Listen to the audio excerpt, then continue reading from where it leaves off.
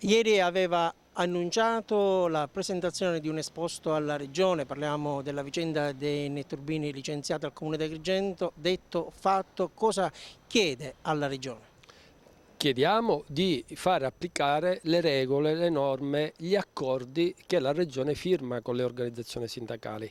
Certo è che la CGIL non si rassegna all'idea che qualcuno sbaglia un bando o qualcuno fa un bando che non ha soldi e butta in mezzo alla strada i lavoratori, così come non accettiamo i ricatti che si vuole abbassare il costo sulla bolletta e quindi non si può mettere i soldi nel bando per risparmiare. Noi chiediamo appunto che l'assessore vada a verificare e quindi a fare rispettare quel bando. Siccome ci sarà un processo nelle sedi diverse giudiziarie, nel contempo, se come l'amministrazione afferma vuole fare rispettare il bando dove è prevista il mantenimento dei livelli occupazionali, la Regione deve intimare, e noi chiediamo un incontro a Palermo e nelle more nominare un commissario che vada a verificare se quel bando da parte delle aziende viene rispettato. Vede,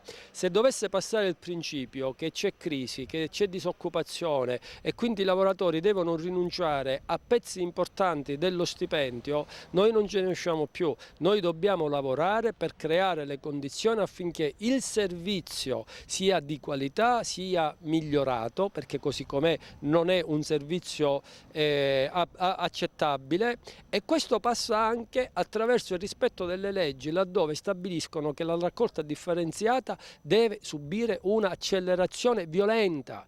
Non si può fare raccolta differenziata senza il personale, quindi con questo esposto chiediamo all'assessore, in particolare all'assessore contraffatto, di verificare le nostre denunce. È saltata la firma del contratto, le imprese non hanno sottoscritto il contratto. Ecco, questo può aiutare questo vostro percorso nei confronti della Regione?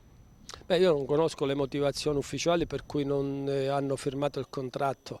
Certo è che sta diventando anomalo questo grande ritardo, perché ormai stiamo parlando di quasi i 90 giorni stabiliti dalla norma, si stanno prendendo tutti i 90 giorni, quindi spero che ci siano le condizioni affinché all'interno di questo contratto, come l'assessore Fontana aveva dichiarato, ci sia la clausola che il personale deve essere utilizzato tutto. Dopodiché vedremo nei prossimi giorni le ragioni per cui hanno portato a ritardare ulteriormente la firma di questo contratto.